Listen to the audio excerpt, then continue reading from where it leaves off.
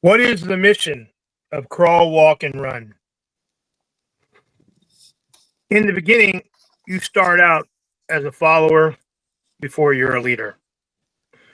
Some of us will always stay followers because they don't want that responsibility.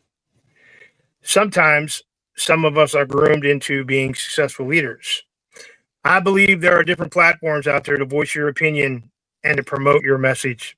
That trauma that you're suffering from, a product, or an organization. Too many people out there on the couch that won't voice their opinion or just can't get out because of physical and mental things that are going through in their life. It is our mission to reach out to the lonely, the forgotten, to the individuals who can't get out, get off the couch, and try to inspire. We inspire to motivate and help live people, have them live another day. With our message and with our voice, we are the voice of the voiceless. So I would like to welcome you to episode 4 of Crawl, Walk, Run. And this episode is called Royal Roots. And the person that I am interviewing today is a 3-time published author. We're only going to talk about her recent book. She is a graduate from Ohio State University, and she is from Columbus, Ohio. Her name, and it is my distinct honor to introduce Patricia Wayne Brown. Are you there? I am here, William. It's so good to be Wow. with you and all your followers.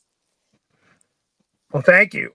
So, I am not going to steal your thunder, but my podcast starts out with a few questions, and you were provided those questions. So, Patricia, when I ask you, what does crawl, walk, run mean to you? Could you tell me, please, and the audience? Sure. And I had never heard that philosophy before about leadership and life and followers. And so I looked it up and I saw that it has a lot of meanings. And what struck me right away when I heard that term and you wrote that term to me was that learning never stops, and that we have to begin by crawling.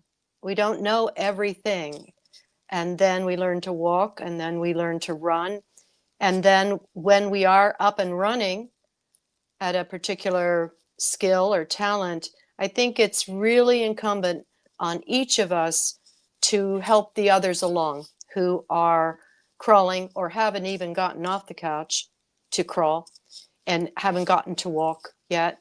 And it's up to us who are able to run. And I've been on that couch before myself, unable to do anything except breathe, and barely do that, and listen to my heartbeat. But people help me. And so that's what I want to do with people too. And that's the mission of your show, William, is to give voice to the voiceless. And I'm hoping that I did that with my new memoir, Royal Roots. So, in your new memoir, and it's my second question, Patricia, what is trauma in your own definition? It's interesting because what sometimes people don't understand is that trauma can be intergenerational. So with my dad being a World War II Navy vet, very disabled, with what they called shell shock in those days after the war, he was very traumatized by an incident that occurred during World War II. None of us in my family were aware what that was, except they kept saying it's some explosion. And so when I started researching my book, Royal Roots, I did a little research and through the Freedom of Information Act, got my dad's psychiatric records from the VA. And they're 200 pages. And I could see spelled out on those pages his trauma immediately after this explosion that occurred and throughout his entire life, and therefore throughout my life, because I was born in 1951. He was discharged in 1944 after 14 months in a secure hospital psychiatric ward. And so throughout his life, until his horrible death in 1980, in a shootout with police, he was having World War II flashbacks. He experienced trauma, and so did we in the family, because my dad was often very depressed, anxious, and sometimes violent, sometimes absent, and pretty unreliable. So the trauma came down to me as well.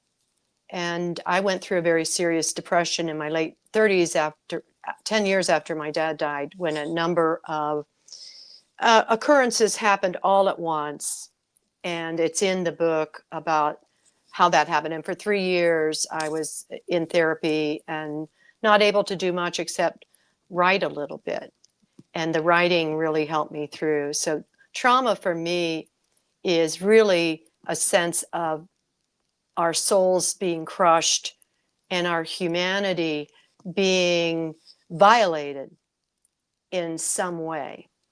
My dad loved us, and my mom did everything she could, and I felt that I, belonged in my family, and that they wouldn't let anything terrible happen to me. But I also, as the oldest child, felt very, very responsible for my 3 siblings and for, in fact, keeping my family alive. Because part of the trauma was we had a lot of guns in the house. And there was a gun case in my little brother's room with no lock. So we're talking about the 1950s and 60s. Ammunition in the bottom drawer that I could have easily gotten to. We were taught to hunt. We were taught to fish. We were taught to handle guns. And none of us ever played with the guns. None of us ever did that. So trauma to me just means complete and utter despair. And if my book is able to help elevate spirits, which it already has, and I'm hearing wonderful things and comments from people, then I feel like my mission is complete. And it's one of the ways to deal with trauma is to serve others. I have been looking at your social media page, and it's absolutely blowing up. I'm seeing all the stories about this book, Royal Root. Yes. So you say that you suffer from trauma, and I'm sure your father did too. So question number 3 is, what do you do on a daily basis as a coping mechanism to forget that trauma or the demons that are hidden inside that we don't see? And what did your father do as well? Did he have any kind of coping mechanisms? As a matter of fact, William, he did not. And what he would do, when you talk about people sitting on the couch, he sat on his lazy boy recliner, and he would sit and brood, or he would pace the floor. He would pace and look out the window. So he was not. I even as a little kid, I tried to jolly him up. I tried to get him interested. He had done photography. My father didn't work. And, I was surrounded in my neighborhood with post-World War II. Almost every single one of our fathers served in the service. So in my class, like in first grade, there were 40 kids in my class. Almost every single father had been in the war, but my father was the only one who didn't work. And my father was the one who was mentally ill. And we were known for that, but we were never to discuss it. So coping with it, he did not. He could not. He received a lot of treatment from the VA, but they did not know how to do anything regarding PTSD at that time. And what I read in the 200 pages from 1944 to the very day before his death. There's the record of him having war flashbacks. I learned that the incident that happened on a Navy base was discounted as part of his problem because it didn't happen in combat. It happened on a base. And it was a very terrible explosion. And what we know now with our vets is that loud explosions and seeing dead bodies and seeing maimed bodies can cause a person to develop PTSD and also affect their brain functioning. So he didn't cope, but I did learn to cope. I learned about escaping into my imagination. And as a little kid, I loved television. I loved the Howdy Doody show, if any of your listeners are baby boomers. And I loved the Mickey Mouse Club. And later, American Bandstand. And I would escape. I loved to see, I wanted to know how the shows worked and the arts and storytelling. Storytelling was big in our family. When my dad was having a good dad day, he was so funny and he could sing, he could dance, and he told stories, and we really, really enjoyed that. In fact, one of the things he did, and I know it was a good dad day of coping for him, the boys in the neighborhood, there were no girls for me to play with my age, and the boys wouldn't play with me. So the one day he went in the garage and he had a parachute, and he took the parachute seat and he hung it up in the garage, and he told the boys, if you play, and he would call me Trish, if you play with Trish, I'll let you swing in this parachute swing. And I mean, I was in like Flynn. These kids love this parachute swing in the garage. But my own coping involves my imagination and creativity and writing and telling stories. So I perform my stories and I give speeches to elevate spirits. And somebody always comes up to me after one of these talks or performances and says, I needed that laugh more than you ever know. Humor for me is a coping mechanism. Also, I serve and I do projects at the women's prison. And one was a charm school to help the women present themselves to others, and they loved it. It had the longest waiting list at the prison, which is in Marysville, Ohio. And also I have a medical project there with Ohio State University, and I did some shows with the women called Hairdo Monologues. But my new project there is a book club with Royal Roots. So 18 women have signed up. There's a waiting list. I start this March 19th, and the warden has been very, very supportive and also her administrative assistant too, Miss Rebecca, in helping me do this. Of those 18 women, 9 are vets. 9 are women vets who got out of the service, committed some kind of crime, and then ended up in prison. So I'm very, very eager to hear what they have to say.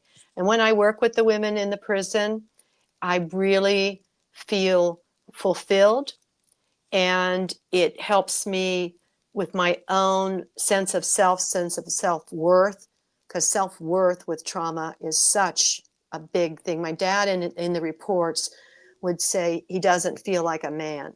He doesn't feel like he's providing. He doesn't feel like he's doing right by his family. I saw that my dad was much more disappointed in himself than I was with him. And by the end of writing this book and seeing what happened to him and researching this explosion and going to Norfolk Naval Base where this occurred and meeting the commander and the public affairs officer and talking to them, and they had no idea about this part of their base history, and it's the largest naval base in the world. I was able to really, really offer myself for my anger at my dad, redemption, and for redemption for my dad. So I'm going to have to add another question because we had a conversation on the phone. So you're talking about your dad and your trauma. So do you believe that the PTSD that your father had was almost hereditarily passed on to you?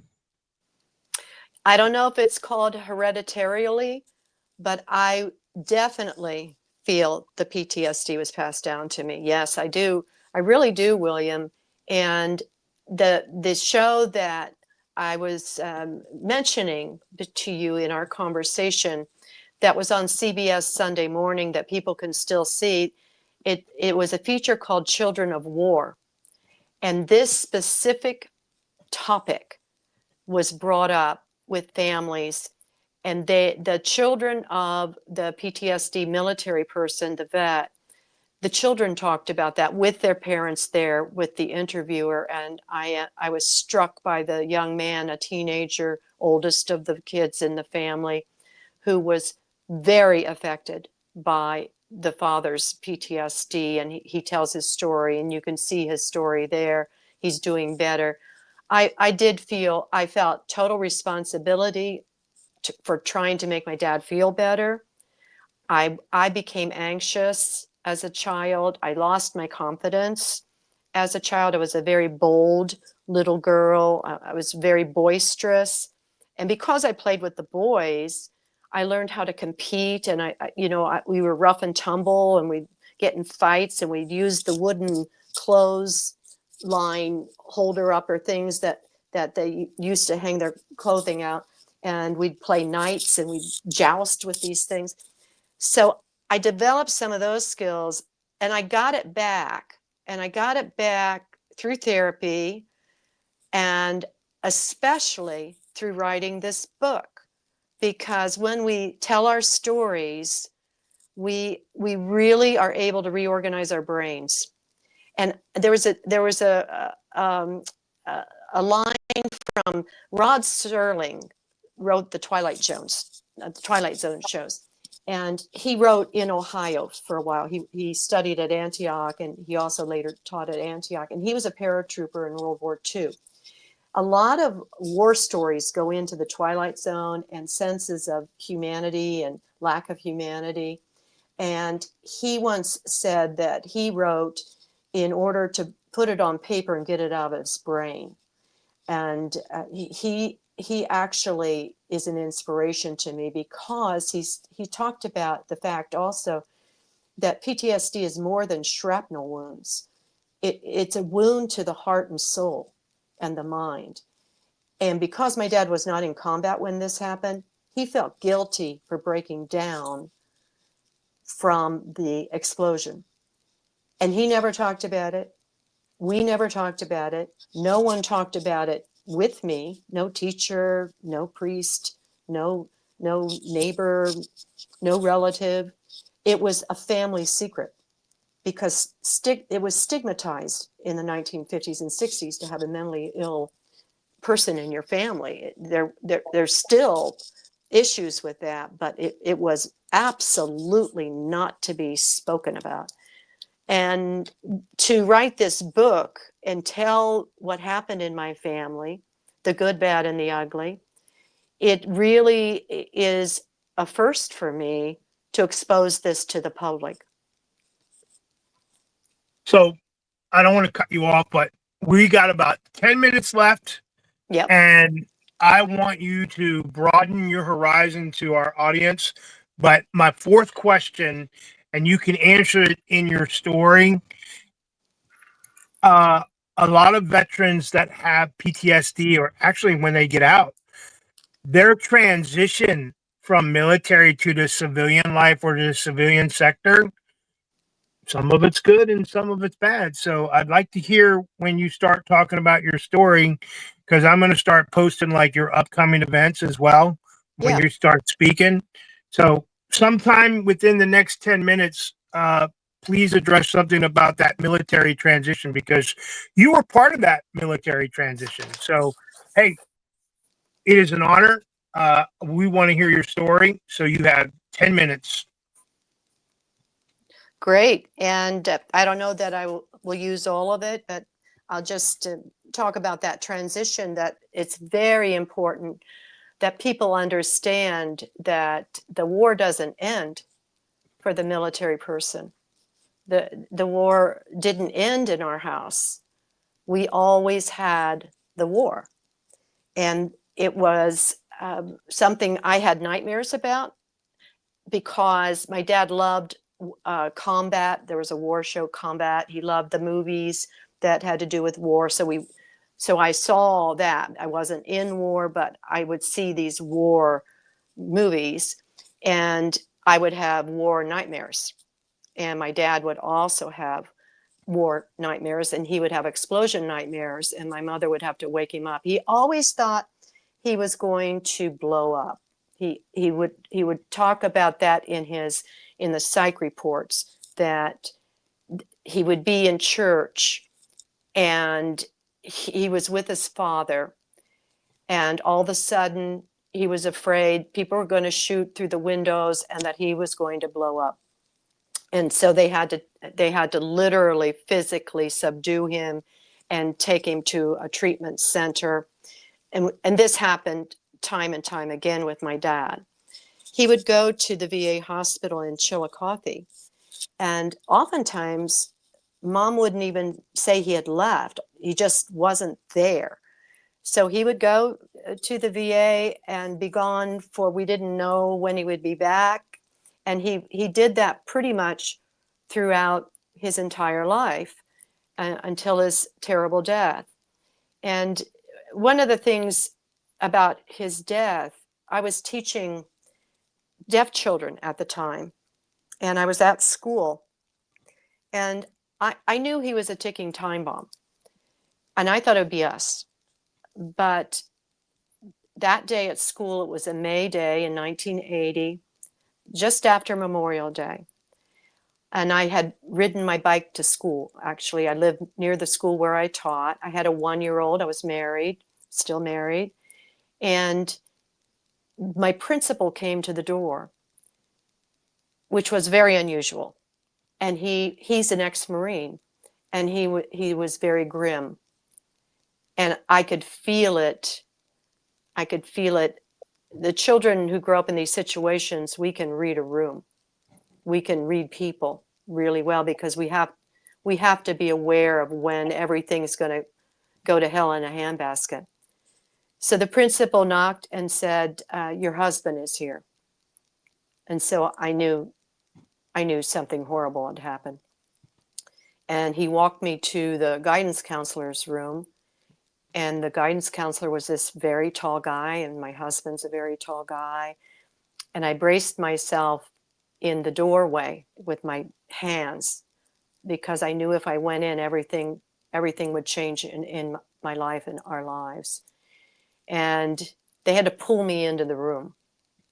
So they pulled me in, and then my husband told me that my father was dead. And I didn't know if anybody else was dead. I didn't know. And he was not clear on what happened, because initially he was told that my father committed suicide. But when we got into the car and my husband put my bicycle into the trunk and tied it down, he knew enough to bring rope and everything and tie the bicycle in there to take me home. And we heard on the radio what happened. And it was just a terrible thing to hear on the radio. And also, it happened in my grandparents' front yard, this shootout with police. My dad was having the flashbacks and shooting at cars. Nobody was injured in the cars, thank God. And the local sheriff, it was out in the country, the local sheriff and some deputies came. And my dad was shooting and shot 2 policemen, but they survived, and my dad did not. And 3 days later, my grandparents, who had witnessed this whole thing, my grandfather died as a result of the shock. So we had 2 different funerals.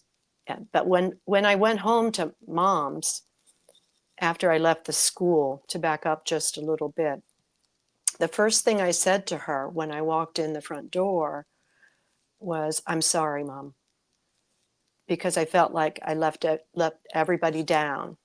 I didn't do the job that I was meant to do, which was to save everybody, but that was a delusion. So when I reflect on all of this, I also have to say that throughout the book Royal Roots, there's a lot of humor because not every day was a bad day. We had good dad days, and I had a really good education. I had nuns.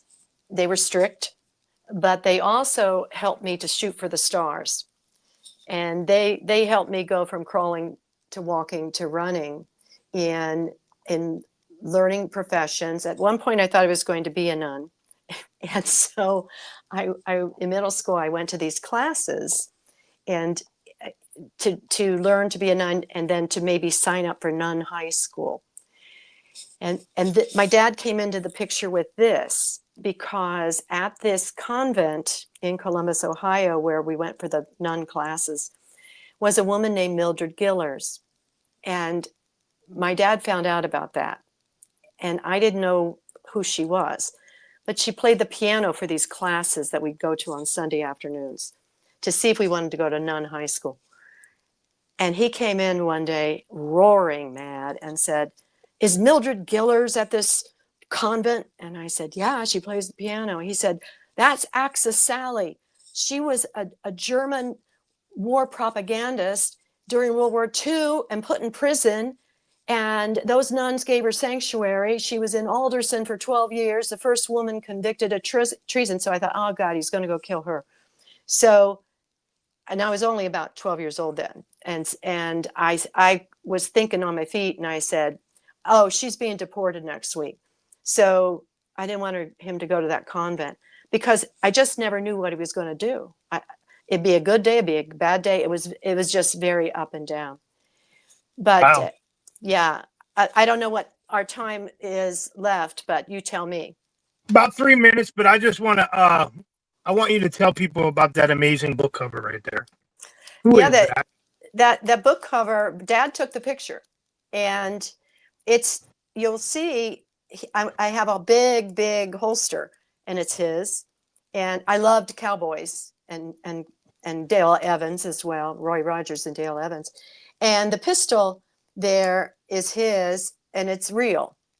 And knowing Dad, it might very well be loaded, but he set that picture up, and I'm certain he told me to put on a very stern, tough cowgirl look in that picture, and I love it. And the person who designed this book and made that cover and designed the contents is Sarah Sowers out of Iowa, the University of Iowa. But she also happens to be the daughter of writer and cartoonist James Thurber, who was a very prominent writer in the 30s and wrote for the New Yorker. And she'll be at the big event at Vets Memorial on April the 9th. She's coming from Iowa for it. And I'm so glad that she is. But I'm so appreciative of what you're doing, William, for veterans. I'm very honored to be able to talk to your audience today. And I hope that people do read Royal Roots and pass it around to your friends. It's uplifting, and it gives us great hope and teaches us resilience. And that's how we get through life. Well, thank you. I appreciate it. Look at that. We got about 30 seconds, and it was an honor to have you. There's one last thing on the screen. I don't know if you want to talk about that real quick. Yeah, and the Ohioana Book Festival. I'm so honored to have my books in the Ohioana Library, and they have the local the authors from Ohio. Rod Serling's work is there, Irma Bombeck, O. Henry, so many others. I'm honored to be included May 3rd in Columbus for that one. And the National Veterans Memorial and Museum is in Columbus, Ohio. It's a beautiful facility, and it features the individual stories of military people from every branch. And you really should pay a visit there and see it, and come to my event there April 9th if you can. So thank you, Patricia Wayne Brown. It is my honor as a military veteran who suffers from severe PTSD and a 2-time published author myself. Looking at your social media, you have thousands and thousands of followers that I'm sure you're going to push this out too, so that they can see your upcoming book venues you have coming up. And I leave you with this. I believe that any kind of mental health that you have is a life sentence without parole. And it doesn't matter what treatment you have. People say I'm better, but you're not. The demons are inside, they're in your mind, and they'll never go away. So I leave you with, there are 22 veterans a day, their spouses and their children who commit suicide. Obviously, that number could be higher. So thank you. I am William Stevens. I am the voice of the voiceless. It is my honor. Patricia, thank you. Thank you.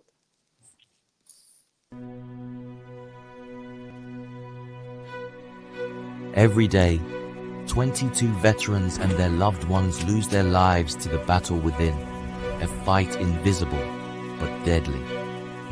For those who face the horrors of war and the isolation of coming home, this book is more than words. It's a lifeline, a tool to navigate the darkest moments. Author William A. Stevens Jr. opens Pandora's box, exposing the harsh truth of trauma, healing, and redemption. This is also a father's apology, a heartfelt letter to his daughter, a two-time world champion, for the moments lost while trapped in his own pain. Stevens is the voice for those who feel voiceless, writing to inspire, to heal, and to give hope that change is possible. Join him on this journey of survival, forgiveness, and finding peace. The Broken Mirror, available now